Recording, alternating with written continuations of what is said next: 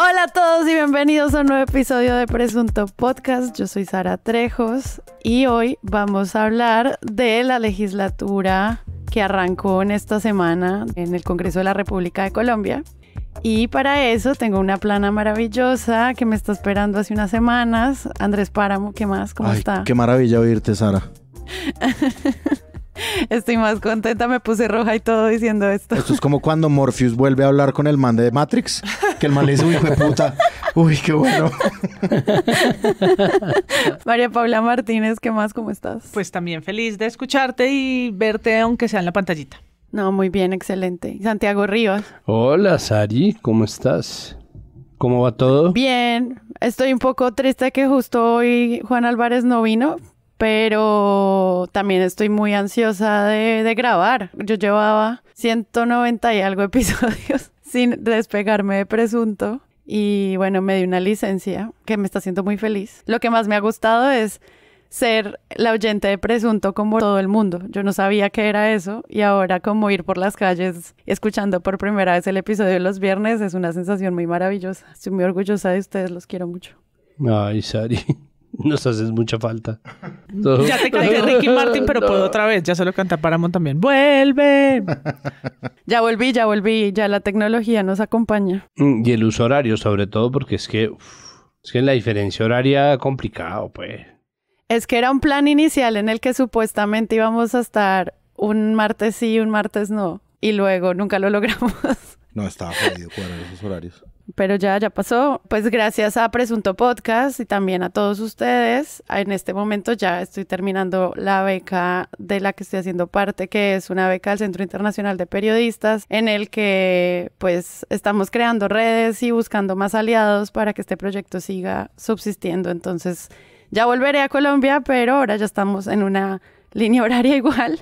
Y de nuevo, gracias a Presunto y a todo el equipo, porque pues eso es lo que finalmente estoy logrando en este viaje. Para los que me han preguntado, ¿usted en qué es lo que anda? Pues en eso, o sea, tratando de mejorar Presunto desde fuera también. Les recuerdo que Presunto Podcast tiene una página en donde están nuestras redes sociales. Oigan, mientras estuve lejos le abrí Threads a Presunto. Ya tiene como 1000 seguidores. Pero no hay nada publicado ahí. Bueno. Entonces, vamos a estar en Threads. Síganos allá. También está, Twitter X o como sea que se llame, que ahora tiene ese logo como de página pornográfica.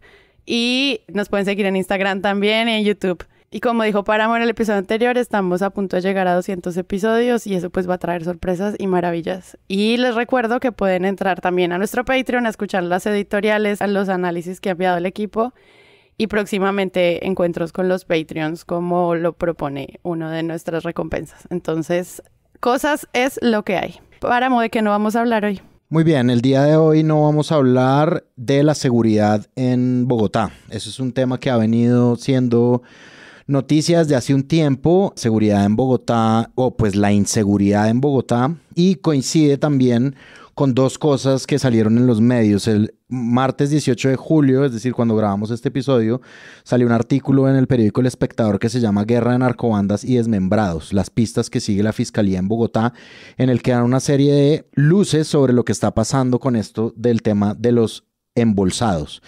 Este año, 2023, se han encontrado 13 personas en bolsas con signos de tortura en las calles de la capital y las zonas fueron cambiando. El año pasado la mayoría de los casos fueron en el centro y ahorita están siendo en el sur y en el occidente de Bogotá. Esto es un artículo de Fernán Fortich Restrepo del Espectador en el que, pues sí, es exactamente lo que dice. ¿Qué es lo que dicen las autoridades y qué es lo que dicen los expertos? Y parece que hay como una unanimidad frente a pues las bandas criminales que están en Bogotá y que están vinculadas con la distribución de drogas.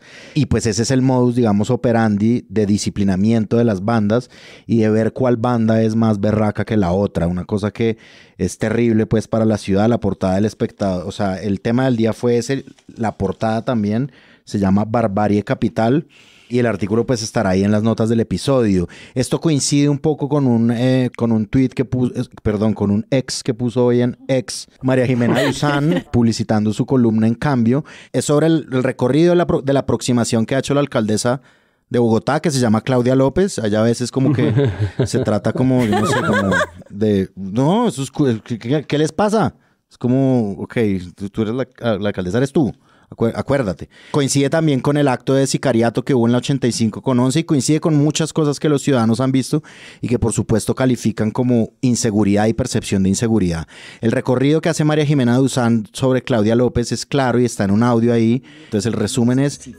Claudia, en lugar de asumir las riendas del problema, pues le ha ido echando la culpa primero a los venezolanos, a la inmigración venezolana, ¿se acuerdan? Luego a las mafias de esa misma nacionalidad. Cuando dijo, por ejemplo, que los problemas de seguridad de la capital se debían al incremento de la presencia del Tren de Aragua. Luego que la culpa es de Petro y de su fallida política de seguridad. En fin, la culpa nunca fue de Claudia. La verdad es que la alcaldesa estuvo más interesada en utilizar el puesto de burgomaestre para armar una coalición llena de clientelismo con miras a posesionarse en la fila de presidenciables para las elecciones del 2026 que por gobernar a Bogotá. Bogotá era simplemente un paso, un tiquete a la gloria, a la fama. Al principio Claudia López culpaba a la población venezolana, ¿sí? Era como la inseguridad viene de Venezuela. Luego pasó a culpar pues digamos, a la criminalidad, a las bandas criminales que existen en Bogotá, para hacer un traspaso a Gustavo Petro, que esa sí me sorprendió, esa fue impresionante. Cuando hubo un atraco de un taxi, que bajaron al taxista en la séptima, a plena luz del día, cerca de una estación de policía, ella dijo: Bogotá también es Colombia, señor presidente. Aquí no nos pueden solamente exprimir y quitar. Es inadmisible que hayamos pagado por la formación de 3.000 policías y no nos los den. Y se los lleven para otros lugares del país. O sea, como si fuera una ciudadana preocupada y no la alcaldesa de... Petro, basta ya. Exacto, Petro, basta ya, porfis. ¿Cómo así? ¿Cómo así que eso está pasando en Bogotá? Le faltó decir, y encima los trancones. Sí. ¿Y esas obras qué? Que no se mueven, ¿ah? Entonces, esta ciudad llena de polisombra y el metro, ¿para cuándo, hermano? Que es algo que hemos hablado mucho en algún episodio largo sobre cómo se construyen las narrativas de la percepción de inseguridad, ¿no? Obviamente esto hay que retratarlo porque el tema criminal es muy fuerte, pero al mismo tiempo hay que informarlo, entonces no sé cómo me pondría yo en el lugar del periodista para encontrar ese balance sin generar el pánico, pero haciendo el balance de lo que está ocurriendo.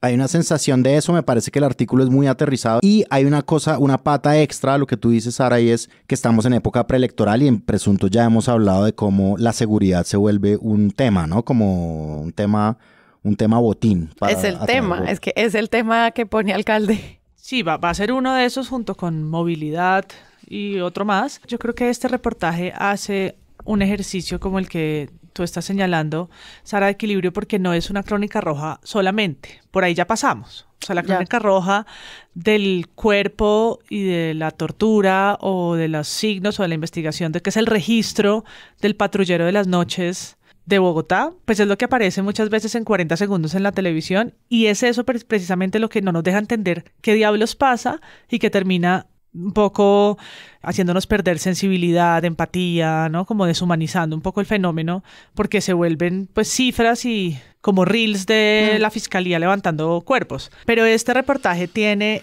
por mes cuántos muertos, si eran menores o no, cómo fueron encontrados. Estos son los de este año, que son 13, en el 2022 entiendo que fueron más de 20. Sí hay un fenómeno que mutó, que cambió, hay una guerra probablemente de territorios y de bandas que ha tomado nuevas formas, porque si bien Bogotá pues no es una ciudad que brille por su seguridad, este tipo de muertes, el 4 de marzo aparece el cuerpo de una niña de 4 años descuartizado. Si hay unas rarezas o unas formas de crímenes atípicos que yo sí creo que hay que mirar cómo está haciendo esto, ¿no? Una radiografía con las fuentes de la fiscalía, además por localidad. Con expertos. Con expertos que entienden desde el lado de seguridad, pero también de las bandas y del narcotráfico y cómo se mueve eso, cómo se ha movido históricamente en Bogotá los negocios ilegales en las localidades y quiénes los controlan y cuáles son los fenómenos que han hecho que eso cambie. Y creo que este reportaje y todo el especial del Espectador, porque pues dedicó su portada a ello,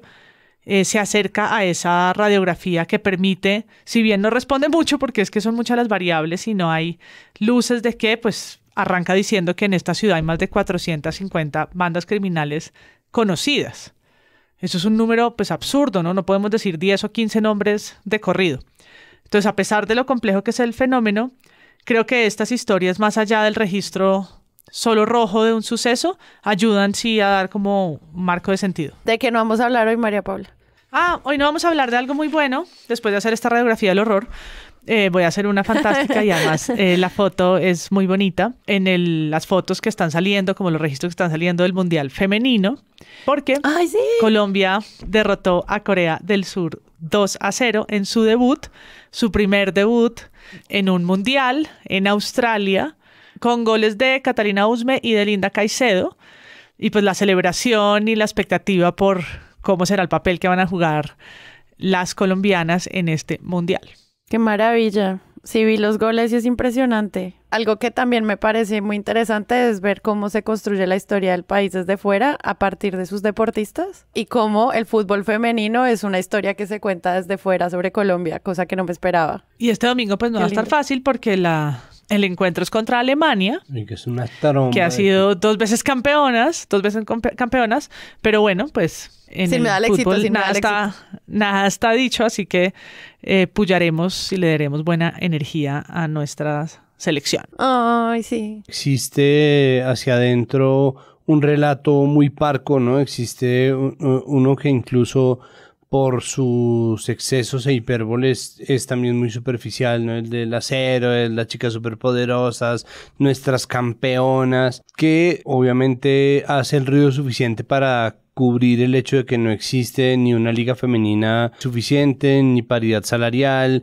ni existe voluntad política para hacer esa liga femenina, que la liga femenina tiene directamente que ver con la selección porque es la que permite que tengamos una selección siempre competitiva, que la selección Colombia tiene jugadoras vetadas que no han podido volver a ir a competir, que el profesor Abadía, como lo dice la gran María Fernanda Franco, el profesor Apatía es un conestador de estos vetos, y todo eso un poco se tapa entre el ruido absoluto de nuestras muchachas, o perdieron pero no importa porque siempre serán las guerreras de nuestro corazón, ¿no? Entonces, entre eso y no hablar en absoluto de lo que pasa o apenas medio reportarlo, pasa lo que, se pasan por alto historias muy interesantes como las de Lacey Santos, como la de la misma Linda Caicedo, que obviamente está empezando a jalonar miradas porque ya está pues en el club más grande del mundo. Yo no sé si en fútbol femenino será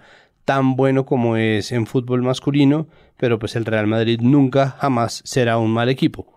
Simplemente el conteo de títulos pues es de mucho atrás. Y eso pues empieza a calar. Catalina Usme también tiene una historia muy interesante, María Ramírez, Daniela Montoya, pero además las vetadas, Natalia Gaitán, Vanessa Córdoba, Yoreli Rincón, no, está ahí pendiente por contarse un cuento, y creo que tal vez eso explique, Sari, que allá afuera exista un relato sobre el fútbol femenino colombiano que ha sido muy interesante, ha sido un fenómeno grande porque es una buena selección que en este momento, si no estoy mal, es de las selecciones más veteranas del Mundial de Australia-Nueva Zelanda, porque lleva gente que pues lleva mujeres que llevan ya 3 mundiales, y además a una de las jugadoras revelación que lleva 3 mundiales en menos de 365 días. O sea, en lo que va de menos de un año, Linda Caicedo ha jugado Copa América, Mundial Sub-17, Mundial Sub-18 y el Mundial Mayores. O sea, es una cosa así, o el Sub-17, Sub-20 y Mayores. Pues es un récord verdaderamente inusual. Y eso pues es obviamente la belleza pues de lo que habría que contar, y que aparece simplemente como cifras, o está apareciendo, por ejemplo, El Espectador le hacen gran justicia al fútbol femenino, pero me parece que todavía hace falta. Sí se les aupa, sí se les vitorea, pero no hay suficiente apoyo político. Santi, ¿de qué no vamos a hablar hoy? Pues yo le tengo 2 temas, uno corto y uno largo. El tema corto es en la noticia de una investigación que la Contraloría está haciendo por 60.000 a 70.000 millones de pesos perdidos en el Ministerio de Minas y Energía, que el periódico El Colombiano decidió publicar con una foto de Irene Vélez Torres, recién salida ministra de Minas y Energía, una de las ministras más resistidas del gobierno Petro, contra quien se ejerció una violencia política inusual y una violencia mediática pues sumamente injusta. Al final terminó saliendo por una causa justa, pues que era un tráfico de influencias, nada que ver con el discurso. Es decir, el gobierno no la saca por eso, pero prueba de lo muy ensañada que estaba la retórica mediática, que muchas veces es la misma retórica corporativa, pues es que el colombiano decide sin más sacar el titular sobre la investigación de la Contraloría y publicarlo con una foto de Irene Vélez cuando no tiene nada que ver, porque se trata de una plata que se le perdió al Ministerio de Minas y Energía del gobierno de Iván Duque, ¿no? De Iván Duque, y es otra persona completamente distinta, e incluso después hubo un medio que dijera ¿qué tanto tuvo que ver Irene Vélez Torres en las irregularidades que llevaron a que la Contraloría abriera una investigación en el interior del Ministerio de Minas y Energía? O sea, eso era más o menos él. Y en el artículo se leía nada. Que es muy importante lo que dijo la periodista Ana Cristina Restrepo, y es que no basta que el colombiano borrara el tuit, como lo hizo con esa foto, después de que además, pues todos tenemos, incluyéndome, pantallazos de lo que pasó, sino que tenía que rectificar y hacer un mensaje diciendo que habían cometido un error de, ¿cómo se llama eso? Pues a la veracidad, pero además de... Eso tiene un nombre y es como la coincidencia que hay entre los recursos que utilizan para un artículo y el artículo mismo. Además aquí, pues con una gravedad, y es que es intencional, ¿no? No es como cuando usan una foto de una familia sueca para una publicidad colombiana, que es como, sí, no coincide, pero... Sí, pero estamos buscando en el banco de stock que tenemos, sí, ¿no? Este es deliberado y político, entonces no basta con solamente borrarlo y publicar otra cosa, sino con realmente reconocer el error y enmendarlo.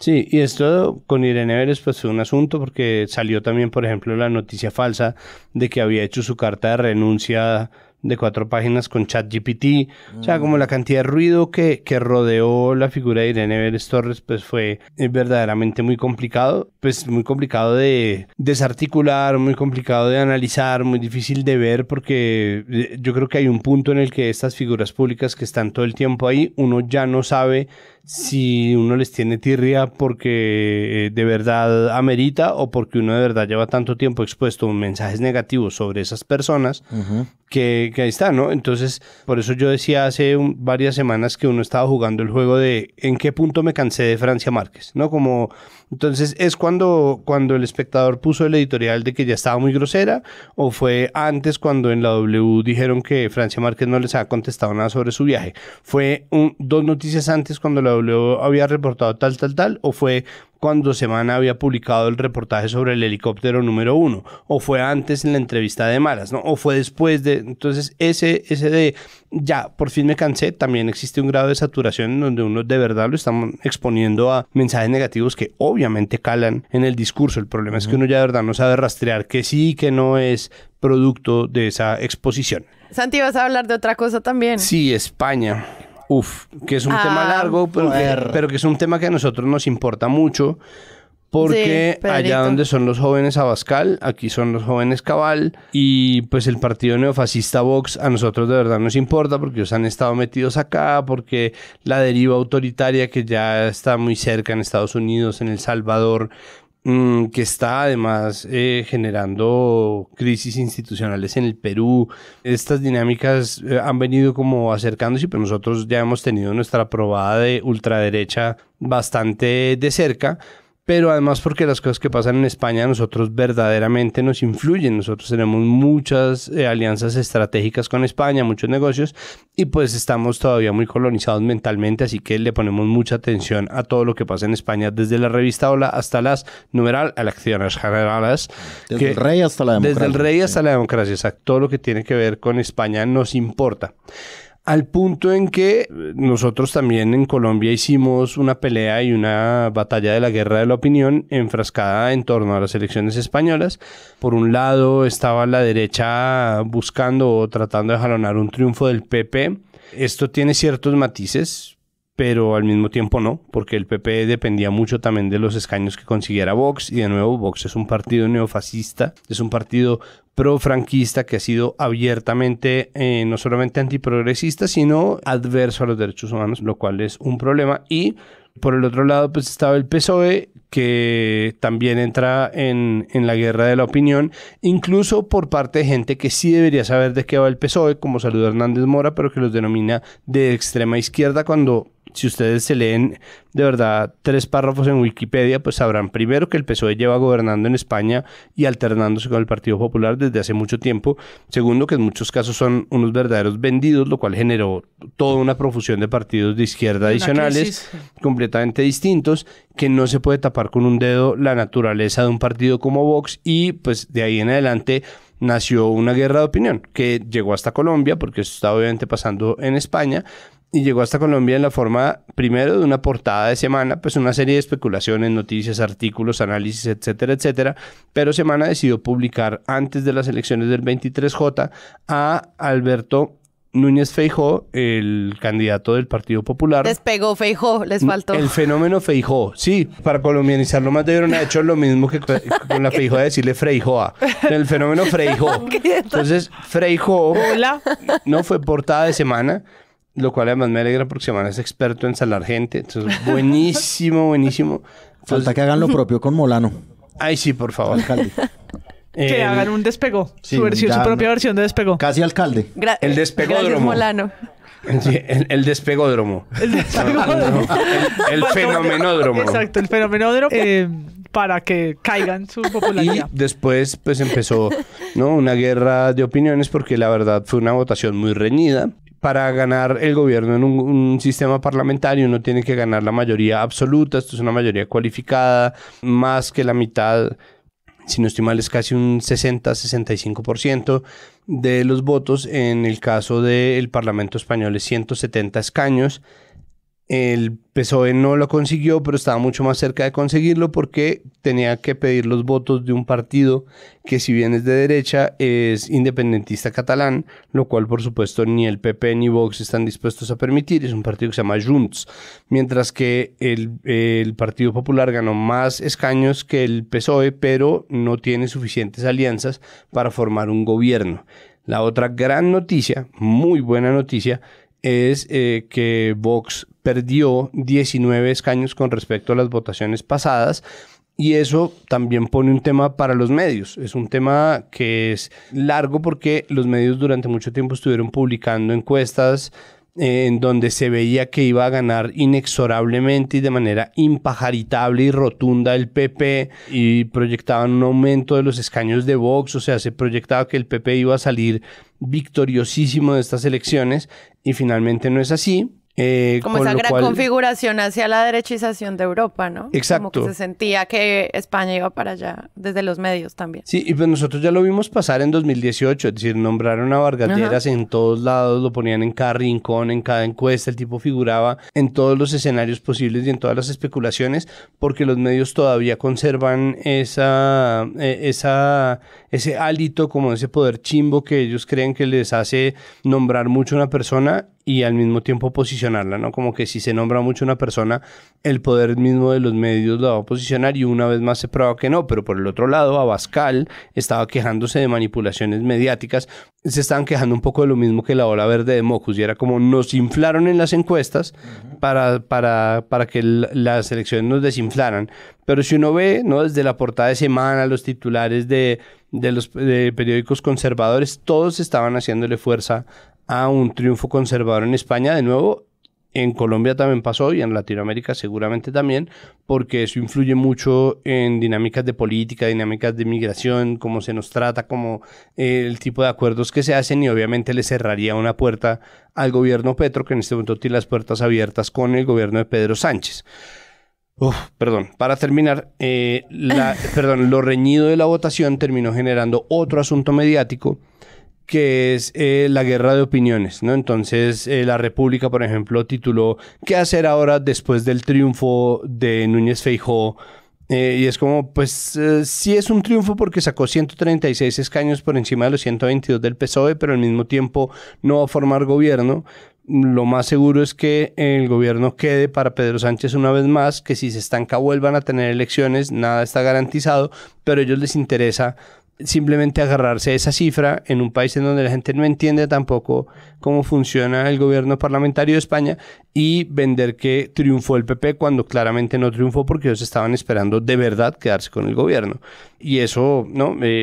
Melquisedec Torres le tocó borrar un tuit porque todo el mundo estaba vaticinando que iba a ganar el PP. Hay medios, de nuevo está La República, pero está también Semana, que lo venden como una victoria de la derecha. Está la columna de Salud Hernández, que de verdad llama al PSOE, que es un partido, o sea, es de verdad, es como un partido demasiado tradicional para ser extremo. En un país en donde además existe un partido comunista desde hace muchísimo tiempo, partido que además terminó ayudando en la transición en el 78 cuando se murió Franco. Entonces, son niveles de desinformación que a nosotros nos interesan porque España nos interesa, pero obviamente es un tema no tema porque tenemos en Colombia escándalos propios. Tenemos soberanía en los escándalos, descolonizados y Yo quería decir rápido, y es que creo que los análisis que ha hecho Rafael Manzano en la W todos estos días a propósito de las elecciones en España son fantásticos, porque uno suele llegar a la prensa porque es ahí donde lo numérico es como más fácil de entender en un sistema en el que los parlamentarios al final son los que terminan eligiendo el presidente de gobierno y no la gente, y entender mapas electorales pareciera más fácil en cualquier otro formato que no es la radio. Y creo que Rafael Manzano es tan bueno que logra al oral llevarlo a uno paso a paso para entender el embeleco que es la política, pues, de un país que no es el de uno y del que uno necesita más contexto de lo habitual. Algo que yo sí noté, al menos como en el cubrimiento internacional del tema de las elecciones españolas, es que uno no sabe qué está necesitando ese país. Como te explican obviamente izquierda, derecha y las afiliaciones políticas de cada uno de los partidos y cómo se configura, pero uno no sabe qué es lo que pasa en España. Y hablándolo con otros periodistas es, bueno, pero ¿qué está pasando con la economía en España, con la productividad, con la educación, con la salud? Y eso los mismos periodistas decían, charlarlo tanto solamente como desde la afiliación política, de esa información que planteaba Santiago, hace que la misma gente en España tampoco sepa las razones por las que está votando, más que por cancelar al partido contrario. Yo confío en la palabra del país, sé que el país en el mapa de medios obviamente se sitúa más hacia el ala progresista, pero tampoco son nadie. Claro, no hay unos que dicen que es el peor momento y el mejor, o sea, Pedro Sánchez es como Petro. Sí, están sufriendo también del país de Schrödinger, claro. Sí, exacto.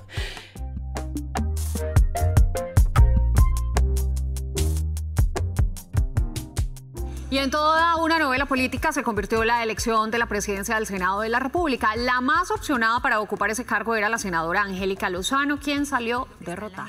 Del día. A las 11 de la noche finalizó la elección del nuevo presidente del Congreso. Iván Leonidas Name, del Partido Verde, logró las mayorías y derrotó a la senadora Angélica Lozano. Name obtuvo Los retos son la continuación del estudio de las reformas propuestas por el gobierno, de los proyectos que presentan los senadores y sobre todo una conversión suficiente de los parámetros en que nos vamos a entender para que sea...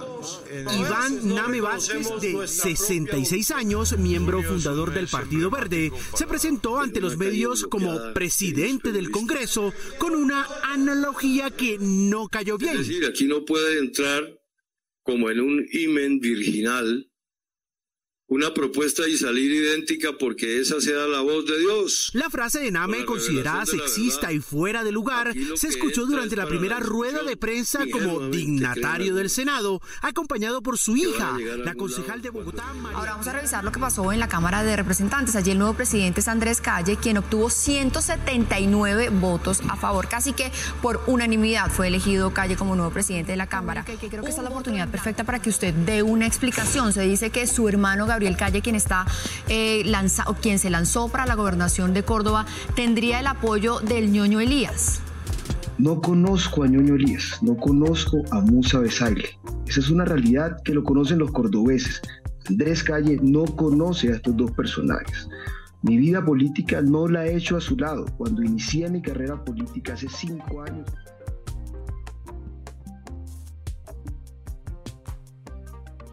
Bueno, y se inaugura una nueva legislatura en Colombia después del 20 de julio. Ya lo habían dicho nuestros presuntos en el episodio pasado sobre lo que posiblemente iba a pasar ese día, cómo fue el cubrimiento de Petro en San Andrés y las implicaciones de esto también en la negociación con Nicaragua, pero al mismo tiempo también fue noticia el tono con el que el presidente habló. Vimos de nuevo varias noticias que trataban de explicar de nuevo qué es el cambio para Gustavo Petro, cuál es la crítica que él hace al capitalismo, quiénes le están permitiendo o no plantear esas ideas de cambio al presidente, cuáles son los retos que se vienen ahora con la nueva presidencia del Senado y de la Cámara de Representantes y finalmente mucho cubrimiento también sobre cómo es que el Ejecutivo va a llevar efectivamente ese cambio a términos prácticos. Yo creo que conectando con algunas de las predicciones, el cubrimiento al inicio de la nueva legislatura se mueve en el terreno de lo simbólico. El discurso que da el presidente, la manera como reacciona su bancada y la oposición, que tanto lo aplauden, todo eso pasa por pues una guerra retórica que deja unas pistas y dejan unas pullas sobre la mesa que probablemente luego se van a concretar en arduos debates ya políticos, ¿no? La instalación es un statement, por supuesto las presidencias también, porque es un pulso que se gana o se pierde, pero todo es apenas el abrebocas de lo que será esa contienda larga, de los proyectos que serán nuevos y los que, como el de la educación, y los que vienen dando y transformándose y les dedicamos tiempo de análisis en el capítulo anterior. A mí en particular me gustó el episodio de los huevos revueltos, porque creo que además Juan Manuel Flores ha hecho un muy buen acompañamiento al gobierno de Gustavo Petro desde la candidatura. Entonces me gusta cómo narra y logra resumir en algo así como 8 minutos y 2 postales lo que sucedió ese día, habiendo pasado además yo no sé cuántas horas sin dormir allá en ese recinto turuleto. Juan Manuel Flores es el periodista que cubre al presidente y estuvo hasta la madrugada en el Congreso. ¿Qué más, Juan Manuel? Hola Tati, ¿qué más? Por aquí completando 12 horas en el Congreso. Hablemos de estas postales que nos deja el Congreso. La primera fue un presidente sin discurso preparado que nos sentó 2 horas a una clase de ciencias naturales hasta el acuerdo de paz. Sí, digamos que Petro anunció desde temprano que no iba a tener un discurso, llegó con unos apuntes y que él iba a improvisar el resto, y un poco el discurso empezó en el tono de lo que ha sido su agenda internacional recientemente en Bélgica, hablando de cambio climático, hablando del futuro de la humanidad, y no hablando de las cosas concretas que tiene en duda en el Congreso, las reformas, las coaliciones, y eso se notó incluso en la... Y logra decir que, pues remarcar que Petro arrancó en un discurso poco preparado, en algo improvisado, que él logró que se mantuvieran en silencio más de 1 hora porque no sacó como las frases políticas que dieran pie como para esa ovación por un lado, que habló por supuesto desde una perspectiva más internacional y menos local, y que pues finalmente como la segunda postal se enfocó en la nueva presidencia, el lobby que se hizo, que habían anunciado los medios que se había hecho muy tarde, ¿no? Como que eran unos días donde no pasaban esos desayunos, almuerzos donde se charlan estas cosas, y al parecer pasaron todas como muy rápidamente, lideradas en parte por el nuevo ministro Velasco, y que dieron finalmente con esa presidencia de NAME, y lo que en su discurso, que tampoco pasará a la historia como el gran discurso. Que al contrario, está ahí detrás del de Sabaraín como uno de los discursos más erráticos de la historia del Congreso. No, pero el de, ¿cómo se llamaba el otro? El bachiller, el presidente bachiller. Macías. No, pero es que el de Macías era Macías, veneno puro. No. Sí. El de Macías sí quedó recordado, los otros ya quedan como... ¿Para dónde va esta gente? Este fue un discursillo. Van a poder hablar todo lo que quieran. Ya lo veré allá, ya lo veremos callando a senadores. He dicho. Todo lo que quieran, libre. Esto es una chimba. Es que prácticamente digo, esto es una chimba, marica. Vamos a gozar. Bueno, yo creo que... Prácticamente una chimba. De lo que yo pude ver en los medios, a mí me parece que se establecen algo de lo que tú decías, Sara, el sartén por el mango, un poco de la narrativa la sigue teniendo el gobierno de Gustavo Petro por esta cuestión de las reformas, pero a mí me parece que eso se le está ya empezando a diluir. Entonces yo me fijé en un artículo que se llama Congreso y Presidencia se preparan para la nueva legislatura de portafolio, que me parece como un artículo pues modelo, digamos, como esto es lo que se hace cuando se instala un nuevo Congreso. Vamos a hablar de las cosas que van a suceder, vamos a tener unas fuentes. Entonces, lo primero de lo que hablan todos los artículos y este de portafolio, pues todos no, digamos, una gran mayoría de los artículos y este de portafolio en específico del que voy a hablar, es las reformas que se vienen, las controversiales reformas a la salud, la laboral y la pensional, que van a ser, digamos, como un pulso del gobierno, y la reforma a la educación pública y también al código minero. Eso fue lo que les dijo el senador Cepeda a portafolio. Y pues obviamente ahí se va a establecer una nueva carnicería.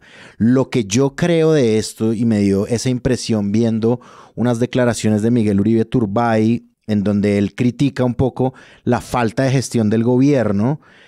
Yo creo que con las reformas y esta cosa de la confianza plena en que, claro, el cambio se hace a través del cambio de leyes, una cosa muy colombiana, probablemente el gobierno seguirá en su narrativa de si no me aprueban las reformas, no me están dejando hacer el cambio. Y por el contrario, yo creo que se establece una nueva narrativa que es no están haciendo nada. O sea, porque, claro, las reformas se discuten en el Congreso, unas se ahogan, digamos, la laboral no le dejaron ver ni la luz, pero yo creo que esta narrativa sí va a empezar a imponerse, la de, pues, sí, planteen todas las reformas que quieran, pero no están haciendo nada. Y yo creo que eso es lo que está marcando un poco ya el desligue de que Petro tenga la sartén por el mango. Y hay otra cosa, una cosa que decía María Paula el episodio pasado sobre lo simbólico, por ejemplo, lo de que Gustavo Petro estuviera en San Andrés, y Gustavo Petro ha sido un político pues de símbolos, ¿no? Como de símbolos para la gente, pero digamos que también hay como el símbolo contrario. Esto es una crónica del colombiano, se llama Así fue la llegada a la instalación del Congreso, así fue la llegada de Gustavo Petro. Y lo primero que dicen es Petro llegó tarde, que me parece que es una muy fuerte hoy en día. Petro llegó 4 horas tarde, sí, o sea, estaba en San Andrés y todo, pero llegó 4 horas tarde a hacer un discurso de 1 hora. O sea, me parece que eso, que es el desgaste de un año de gobierno, el desgaste, ok, pero aparte de las reformas, ¿qué? Ok, aparte de llegar tarde y dar un buen discurso y hacer algo simbólico en San Andrés, ¿qué? Esto es como al margen de la discusión de si lo está haciendo bien o no Petro, sino de lo que estamos viendo narrativamente en los medios de comunicación. Páramo me hizo acordar de un titular que vi en Twitter, en X, que dice: Petro ha incumplido su agenda 82 veces desde que es presidente, para que lo sumes a tu balance de gobierno. No, solo quería decir que el tema de lo simbólico que hemos visto durante todo este año con sus discursos, hablando ahora del desgaste de personajes, la figura discurso también ya se está quemando. El análisis también empezaba a hablar mucho desde el tono, y como que siento que ese recurso del discurso ya no está dando las noticias que antes daba, y pues eso también es algo que los periodistas notaron en su cubrimiento. Creo que hay una lectura incluso anterior, de semanas antes, y es que tras el escándalo de Laura Sarabia y Benedetti, tras el reporte sobre o la fuente anónima protegida off the record, pero al mismo tiempo on the record, que hizo Semana acerca de las verdaderas causas de lo que en su momento incluso dejaron ahí flotando como si fuera el asesinato del coronel Dávila antes del diagnóstico definitivo de medicina legal. Es decir, cuando ya pasó todo esto y ya la cosa se puso muy, muy fuerte. 2023 tranquilo. Sí, hemos tenido un añito relax. Ha sido como ¿qué cóctel es este? Una piña colada, ¿no? un coco loco. Y uno solo. Y uno, sí. Entonces, un solo coco loco. No es un coco cuerdo, de hecho. Entonces, ni siquiera es un coco virgen. Semana le bajó. Es decir, Semana le bajó un montón. Su siguiente reportaje duro fue contra el uribismo. No contra el uribismo, sino los audios de Zuluaga, que también pues, mal reporteo así de todo, pero en donde pues es la voz de Zuluaga, ¿no? Entonces hacen esto, y de ahí en adelante yo creo que le han bajado. Obviamente existe pues una retórica constante, una discusión en Twitter, bla, pero Semana como medio está mucho más tranquilo. Y creo que ahí empieza a verse una cosa, y es la peligrosa equivalencia o la peligrosa simbiosis entre el gobierno Petro y Semana y la pelea con los medios, ¿no? Y es que si los medios no cubren la agenda de Petro, no lo miran, Petro no tiene tampoco una plataforma política y al mismo tiempo no le dan al gobierno tampoco la fuerza suficiente para que la gente, en respuesta a lo que hacen muchos medios de comunicación en este país, terminen apoyando al gobierno. Entonces como que se restan visibilidad, pero el que termina perdiendo obviamente es el gobierno, que necesita quien lo publicite, incluso si es dándole o tratando de darle mala publicidad. Y creo que eso termina también redondeándose en la entrevista que le da Iván Name a Semana, en donde dice un poco lo que estaba diciendo o contradice un poco o respondería un poco a esto que se ha dicho hasta ahora, y es cómo la historia del Congreso termina siendo la historia del Ejecutivo. En este caso, Name lo que dice es como, pues es que el Congreso es su propia cosa. Y en eso el cubrimiento sí estuvo muy enfocado, en mucho de lo que yo vi, en el rompimiento de la coalición, ¿no? Y era la pregunta como de, ¿y entonces ahora qué se va a hacer si no hay coalición? Sí, es como periodismo de cálculo, ¿no? Como... Es periodismo, sí, es futurológico, pero al mismo tiempo existe una cosa de profecía autocumplida muy complicada, porque es, por un lado, todos los medios de comunicación grandes, pues los medios hegemónicos, habían salido a decir, a Petro le queda un año, ¿no? Petro tiene un año de liberales, un año de godos, un año de la U, y hay que ver qué hace en ese año antes de que la coalición se le rompa, porque los partidos tienen un año para decidir si cambian o no de bando, si se quedan en el gobierno o no. Entonces empezaron a, seguramente habiéndolo detectado, retratar o enunciar que existía esta posible estratagema como de entrar para participar del gobierno y después como zafarse y dejar al gobierno un poco sin Congreso, pero al mismo tiempo esto termina acelerándose porque Petro es un tipo que tiene mucho afán incluso para las cosas que le hacen daño, y la crisis ministerial, la segunda, termina rompiendo la coalición, ¿no? Entonces este rompimiento de la coalición es de lo que todo el mundo está hablando, como cómo va a ser el presidente Petro sin coalición para poder hacer esto, y Petro y la coalición de Petro y pasa de agache, por ejemplo, el hecho de que el Partido Verde fue incapaz de sacar un candidato o una candidata viable para la alcaldía de Bogotá como sucesor o sucesora de Claudia López, y B, ponerse de acuerdo sobre quién iba a ser su candidato para la presidencia del Senado,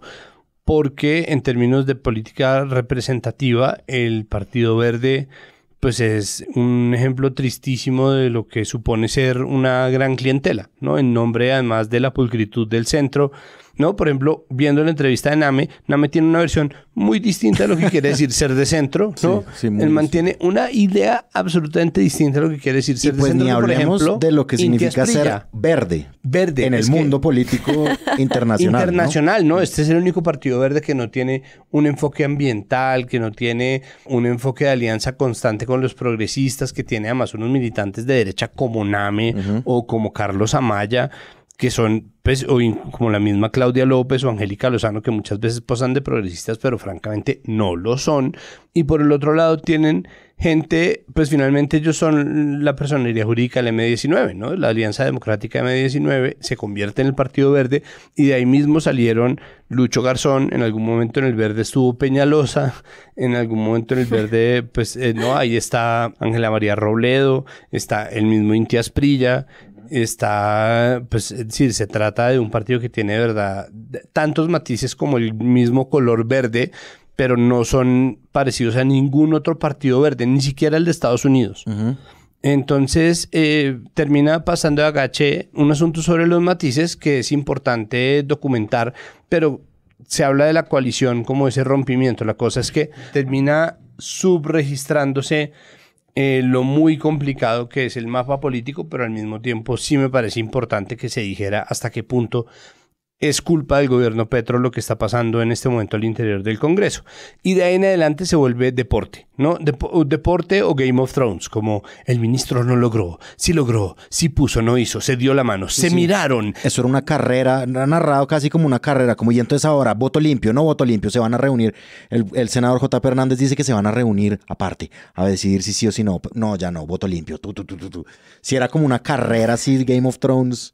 Emocionante pues para los que les gusta la política, pero igual impresionante, ¿no? Y muy agobiante porque además es una jornada. Nosotros que de verdad nos estamos volviendo como país desde hace rato, pero en este gobierno creo que se ha recrudecido nuestra adicción a la agenda nacional, porque es que el gobierno Duque poco o nada parecía, como que no estaba, mientras que el gobierno Petro está todo el tiempo. Sí. Y por eso esa equivalencia con semana...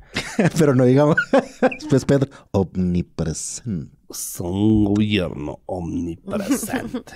Si está esa historia en la que desde presidencia se trata de instalar una narrativa de no hemos podido hacer nada porque el Congreso no deja, y al mismo tiempo es como se cuenta la historia desde el Congreso y que se logró avanzar. Muchas veces cuando se cierra un año de Congreso, pues lo que dicen es, bueno, ¿y qué pasó con las otras reformas y a las que vienen? Pero cuando están pasando todas estas peleas, sí se olvida como, bueno, pero ¿y cuál es la gestión de los demás?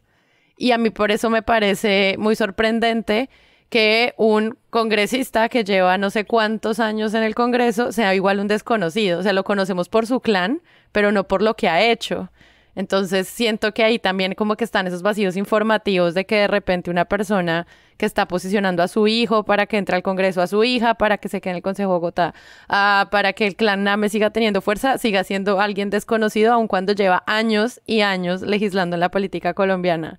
Eso también creo que es algo que los medios pues llamaron la atención, como esto porque nos sorprende. No sé cómo vieron esa llegada del presidente del Congreso. Es el capítulo pendiente, o los capítulos pendientes de padres e hijos políticos. Es que yo quisiera... Que son muchos, ¿no? Papitos y mamitas, no, y hijitos y sobrinitos. Y como que deberíamos llamar a Motoa, al que hacía Charlie, y que lea los artículos de los clanes y que suene tan, porque sí es impresionante. Pero yo creo que el ejercicio que ha hecho juiciosamente La Silla Vacía con su plataforma de Quién es Quién, sí, claro, son esos ejercicios los que permiten conectar, ¿no? Conectar y entender no solamente en el parentesco, que hay mucho de ello en el Senado y en la política en general, sino los padrinazgos políticos, ¿no? Bien se dice en los pasillos que el problema con el libro de Laura Ardila no son solamente los Char, sino los Daes, ¿no? Y entonces hay conexiones que no van solamente por lo familiar, aunque bien es cierto que un Char se casa con ¿no? Se van casando entre castas y generando ahí nuevos vínculos entre los hijos, entre los hijos de Uribe con los hijos de... Pero también hay otras una especie de que en el club de la derecha. Exacto. Están enrasándose. Algo así. Sí, total. El club. Bueno, ahí yo prefiero, por ejemplo, el trabajo que he hecho Cuestión Pública más que... porque además combinados son una bomba, como, claro, como quién es quién, y sabemos lo que hiciste en la legislatura pasada. Entonces, catapum. El mapeo de La Silla Vacía es muy bueno, pero ese trabajo arduo que han hecho en Cuestión Pública de rastrear las andanzas de las distintas familias políticas, de los distintos clanes, pero además lo que hacen durante la legislatura, los conflictos de interés que tienen, las personas que tienen, pucha, es que no hay nadie que se quede, no se deja a nadie quieto, y eso es una cosa que se agradece infinitamente, ¿no? Hicieron publicaciones con Name, hicieron publicaciones con Angélica Lozano, o sea, se sabía desde el comienzo, y lo mismo en cámara con Andrés Calle. Y el hermano de Angélica Lozano y sus muebles. Angélica Lozano y sus muebles, entonces ahí está. El resultado, pues obviamente es que uno queda un poco jodido porque entonces ya no se puede creer en nadie, pero al mismo tiempo gracias porque pasó el periodismo, para no estar creyendo en nadie a rajatabla. Yo quisiera rescatar de Cuestión Pública un artículo que dos voy a rescatar, uno de Cuestión Pública y otro del Espectador, que me parece también fundamental pues para entender este momento de la legislatura. El de Cuestión Pública es advirtiendo quién podría llegar a ser el presidente del Congreso, es decir, se llama el clan Name que llegaría a la presidencia del Congreso. El clan Name, o sea, es decir, obviamente es una decisión editorial de decir que una familia va a llegar, y ahí es donde podríamos usar a Motoa leyendo el artículo y que sonara la música de Padres e Hijos, porque a eso se resume todo. Entonces ellos dicen, el clan es un pulpo que tiene sus brazos repartidos en el poder público. Tiene unas frases muy buenas, de izquierda, derecha o centro, los Names van con todos. Y pues nos explican en el artículo que casi toda la familia está en cargos públicos. Por ejemplo, este tipo, el nuevo presidente, el señor Iván Name, pues que es hijo de Name Terán, etcétera, es decir, y es un señor ya de 60 años, pero ha estado toda la vida, casi toda la vida, en una carrera pública. El señor, cuando no pudo ser concejal, él se dio una pausa y lo reemplazó su esposa en el consejo, y luego lo reemplazó su hija, quien aún es concejal. O sea, es una cosa así. Y entonces, Exacto. Cuestión Pública también aclara, ellos obviamente, el obviamente lo pongo yo, pero obviamente, cuando no trabajan en el sector público, pertenecen al sector inmobiliario. ¿Por qué? ¿Por qué no? Y su gestión, pues, ha sido en el Congreso a veces de beneficiar a las empresas familiares. Por ejemplo, en el 2015 él quiso ajustar el impuesto predial y el avalúo catastral, etcétera, etcétera. Y pues como bien sabemos, en Colombia hay impedimentos y recusaciones para los congresistas, pero obviamente no se usan siempre. El artículo del Espectador no se trata de Name, sino se trata de otra familia de padres e hijos colombianos, que es que sí me está pareciendo ya que padres e hijos de verdad es una cosa que nos describe mejor que nadie. Sí, es una... Se llama Las sombras del clan que respalda al presidente de la Cámara. Esto es Los Calle, que anuncia El Espectador, va en camino a convertirse en uno de los clanes más poderosos del Caribe. Están hablando obviamente de la elección del señor del Partido Liberal, Andrés David Calle, como el nuevo presidente de la Cámara de Representantes, que me parece un puntazo del Espectador, pues porque obviamente es mucho más popular el presidente del Senado que es el presidente del Congreso, ¿no? Porque se entiende pues que la Cámara de Representantes es como una cámara baja, digamos, como ahí, como un jugando a politología. Pues se le dice, ¿no? El cliché llama la Cámara Baja. La Cámara Baja. Entonces, ¿qué es? Los Calle son un clan político de Montelíbano, Córdoba, y han tenido como un cierto tipo de alianza con el gobierno de Gustavo Petro desde la llegada a la Casa de Nariño. Son liberales, recibieron a Petro en la campaña de 2022, él les devolvió el favor pidiéndole a la gente de allá que votara por la lista de ese partido a la Cámara, que es liderada obviamente por este señor Calle Aguas, Andrés David Calle Aguas. Pese a que, y lo aclaran aquí, el pacto histórico tenía sus propios candidatos, ¿no? Entonces es como una ligación también con el gobierno de Gustavo Petro. Tienen un padre, obvio, papi, se llama Gabriel Calle de Moya, papi, quien fue concejal, alcalde de Montelíbano y ahora quiere volver a ser alcalde de Montelíbano, donde recibieron a hijito casi que con un carro de bomberos. Y así va como familiar por familiar, no solamente hay miembros de su familia que han sido acusados de actos de corrupción, por ejemplo, papi, Gabriel Calle de Moya, sino también primos que han sido condenados por diversos delitos. Entonces, pues esos son nuestros presidentes de Cámara Alta y Cámara Baja del Congreso. A mí me parece obviamente una labor imprescindible que los medios hagan este tipo de radiografías de estos tipos. Teniendo en cuenta además que la elección de Calle es un triunfo para el gobierno Petro, aparte, en dos frentes, ¿no? Por un lado, están ganando un pulso al interior de la Cámara de Representantes, es decir, van a tener al menos una Cámara en la cual la ley orgánica se disponga en favor de las reformas sociales que son mandato popular del gobierno del cambio. Pero además se trata de un triunfo al interior del Partido Liberal, en donde Petro está tratando de abrir una tronera, ¿no? Hace rato está tratando, tiene otro alfil, y esto además es una lucha que ha traído consigo episodios escandalosos, o que al menos deberían llamarnos la atención, como pues la repartija de puestos en el Fondo Nacional del Ahorro, o la pretendida repartija, porque eso después se echó para atrás gracias a la investigación de Paola Herrera, periodista de la W, Julián Bedoya, el abogado que en Antioquia busca apuntalar al interior de las huestes liberales los intereses del petrismo. Pues hacen parte de una pelea en la que también está, por ejemplo, el ministro del Interior, Luis Carlos Velasco, que es en sí mismo un triunfo de Petro en contra de César Gaviria, porque está sacando un político de larga carrera que tiene buena aceptación dentro del partido, para empezar a generar un liberalismo petrista, como una especie de cisma al interior del Partido Liberal. Y esto es importante porque, y esto también debería estar más cubierto dentro del mapeo de medios, Antioquia, por ejemplo, es más liberal de lo que es propiamente otra cosa. Es decir, el uribismo lleva perdiendo varias elecciones consecutivas en Medellín, porque en Medellín se hace sobre todo lo que dicen los liberales que se debe hacer, empezando por Uribe, porque Uribe empezó siendo un político del Partido Liberal, y esto va jalonando un montón de intereses. Pero pues miren ustedes la cantidad de alcaldes antiuribistas. Si ustedes son trolls petristas, no, pero pues decir, Fajardo Alonso Salazar, Aníbal Gaviria, fueron, ¿no?, elegidos como antiuribistas. El mismo Federico Gutiérrez se lanzó a la alcaldía, por supuesto habiendo sido uribista, pero en oposición. A Vélez Uribe, el primo de Álvaro Uribe Vélez, que salió a alardear de cómo la campaña de mentiras del no en el plebiscito les había valido un triunfo porque él fue el gerente de campaña.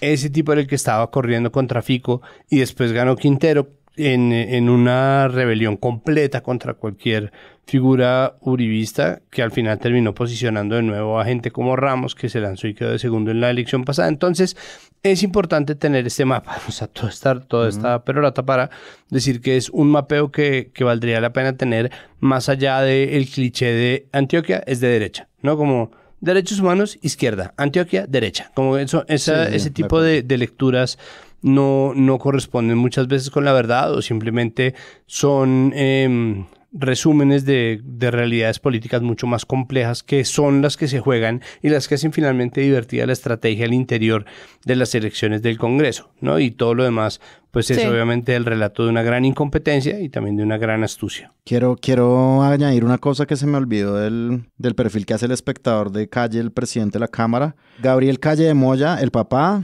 candidato al municipio Montelíbano. El hermano, Gabriel Calle Aguas, candidato a la gobernación de Córdoba. Ah, muy lindo. Gabriel Calle, Sosojos. Para ir cerrando, ¿ustedes cómo piensan la gran historia en la que en serio esto que se viene es más difícil que antes?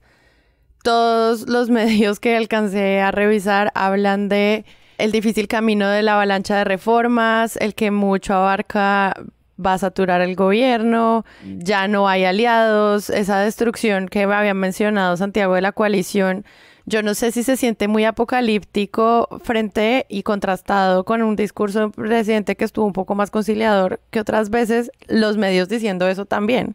Entonces, no sé, cómo para cerrar ese balance en el que pareciera que ya lo que no se hizo en el primer año, pues ya no se va a hacer, termina calando también en la manera en la que vamos a comprender el Congreso. Incluso el mismo Petro lo había dicho, lo que yo no logré en el primer año va a estar muy difícil.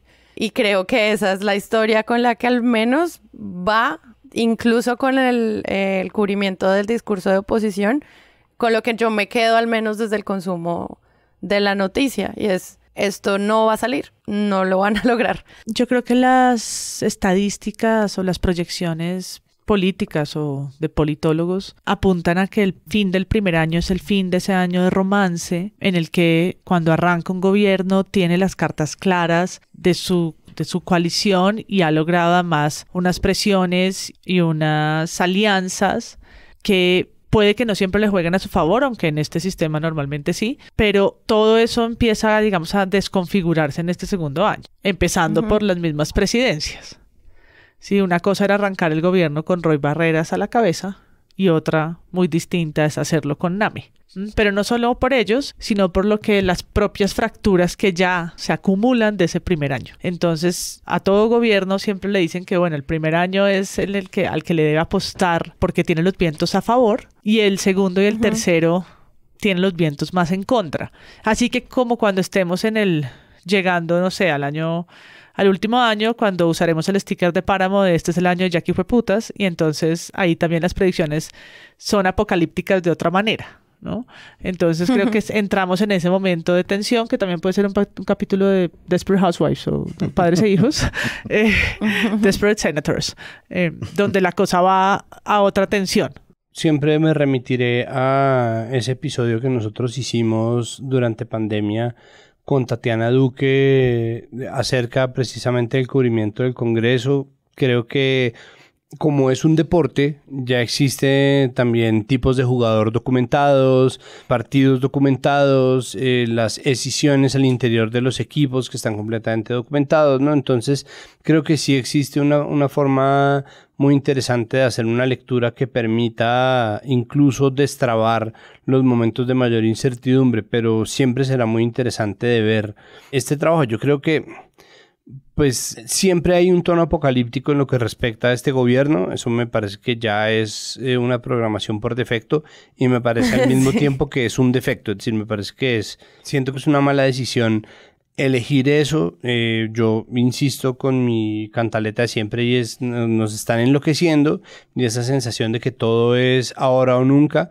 termina calando también en las decisiones del gobierno, que le parece poner mucha más atención a los medios a los que sus bases votantes en Twitter tanto atacan, porque están constantemente actuando en reacción a si dicen que tiene afán, si dice que es destructivo, si dice que es más conciliador y menos conciliador, y me parece que eso es un síntoma también de algo muy perjudicial para el gobierno. Pero ese episodio en el que nosotros grabamos con Tatiana el mapa de cómo era que se cubría el Congreso, qué tipos de congresistas existían, cómo se organizaban las comisiones, pues obviamente permite entender mucho más algo que está pasando en estos momentos, y es que se van documentando también como si fuera una contienda deportiva quienes se van quedando con las presidencias de las comisiones, y este gobierno que tiene a todo el mundo como tan pegado de verdad de la agenda noticiosa, es una buena oportunidad para entender cómo funcionan nuestras instituciones, porque la mayoría de la gente que tuvo clase de democracia en el colegio, si tuvieron ese privilegio, igual parece que les pasó derechito, porque mucha gente todavía no entiende cómo es que funcionan ahí las cosas o cuáles son las comisiones que se necesitan. Es tan enredado que igual es difícil de rastrear, pero de nuevo es una buena oportunidad. Existe como un esquema de narración de esto, es decir, un esquema experiencial, un esquema como de cuadrantes de lo que significa un gobierno en Colombia, y por lo tanto hay unos periodistas que han venido haciendo un trabajo desde hace muchos gobiernos, ¿no? Entendiendo cuál es la relación entre un gobierno, entre un ejecutivo y un legislativo, y cuáles son los periodos de gracia y de no gracia que tienen. Ahora, yo creo que también en ese sentido hay como una experiencia, digamos, como de una cosa que tú estabas diciendo hace un tiempito, y es, pues sí, hay unas personas que llevan en el Congreso muchísimos años. Esta cuestión de los clanes dominando las mesas directivas de las plenarias de Senado y Cámara es algo que ya hemos visto. Son como esquemas narrativos que no solamente funcionan, sino que están describiendo una cosa. Obviamente los periodistas tienen que estar atentos a si hay alguna sorpresa dentro del esquema, pero yo creo que, pues claro, van a estar súper atentos a ese tipo de sorpresas si es que las hay. Pues nosotros obviamente vamos a seguirle el juego a los medios que están haciendo estos cubrimientos, comprender cuál es el discurso de Petro y cómo vamos a entender el método por el cual se van a llevar a cabo la aplicación de cualquiera que sea su discurso de cambio. Hay mucho trabajo todavía, y yo sí siento como que se renace, y estos ciclos políticos le dan un viento también formativo a la forma en la que uno también accede a este tipo de noticias. Muchas gracias, Páramo. Hasta la semana que viene. María Paula Martínez. Adiós. Sara, vuelve, no te vayas nunca más. Ay, Santiago Rivas. Lulú, no crezcas, no cambies jamás. La gente que no, sin ti la vida se nos va. Además, en este momento tengo mucho dolor de espalda porque como no estoy en un estudio, me metí debajo de una cama para quitar el eco. Sal de ahí, por favor. Podcaster comprometida. Me acuerdo de la pandemia, que quiero olvidar. Sí, está terrible. Pero con mucho amor, de vuelta. Un abrazo. Hasta la próxima. ¿Quién es ese que está ahí? ¿Es acaso el señor Vargas Lleras? Doctor, volvió. Me alegra mucho saber que no se perdió. ¿Qué preguntas tan chimbas las que hacen? Preguntas tan chimbas. Me alegra mucho saber que no se perdió usted en un bar de marihuana de Ámsterdam. Pero pues aquí está el confiable horóscopo de Vargas Lleras, que les habla aquí, su servidor, sin ningún tipo de pretensión política. Les traigo un horóscopo que tal vez les parezca chimbo, pero a mí me encanta, y es: ¿qué proyecto de ley progresista destinado a la derrota es usted según su signo? Empezamos, por supuesto, con Aries. Usted es la reforma a la salud, huevón, dispuesto a jugarse completamente todos sus cartuchos en ese papelerío y en esa prosopopeya tan inútil, tan ridícula y tan regresiva. La laboral es Tauro, que es tan terco que ¿para qué le discute uno tampoco? Entonces ni se habla de eso. Es Bruno, Tauro. Además que la laboral yo creo que sí va a salir, eso fue lo que dijeron los medios. Yo francamente lo dudo mucho. Yo como presidente de todas las comisiones y de Caracol Radio también lo dudo mucho. Géminis, Prohibición de la explotación petrolera del Amazonas. Porque tipo para meterse en recovecos huevones. Cáncer. Reforma a los servicios públicos. Yo no sé qué es esa mierda, pero al mismo tiempo sé que tiene que ver con casas. Como los cáncer. Leo. Ley integral trans. Peínese, huevón. Virgo. Reforma pensional. Dicen que es la mejor, o al menos la menos peor, pero igual que jartera. Ande para su escritorio ya. Libra. Paridad ya. Creo que no hay mucho más que decir ahí. Escorpión. Ley de sometimiento de la paz total, porque solamente un huevón con un aguijón bien venenoso se pone a sacar bandidos de la cárcel. Y a ponerlos de gestores de paz. Y a ponerlos de gestores de paz como ese bandido del Mancuso, bueno. Sagitario, usted que es medio bestia, es la prohibición de la tauromaquia, ridículo, y también la regulación de las cabalgatas. Para sus amigos, para su tío. Capricornio, la ley estatutaria de la educación. ¿Quién te entiende, Capricornio? No seas ridículo. Acuario, reforma a la ley 30 para que todos entren a la universidad. ¿A qué? A fumar marihuana con usted. Piscis, cannabis de uso adulto. Por allá volando en una nube, esos soñadores ridículos, vamos a volvernos a voltear. Osobuco. Ofiuco, la reforma integral de la cultura. Porque no existe.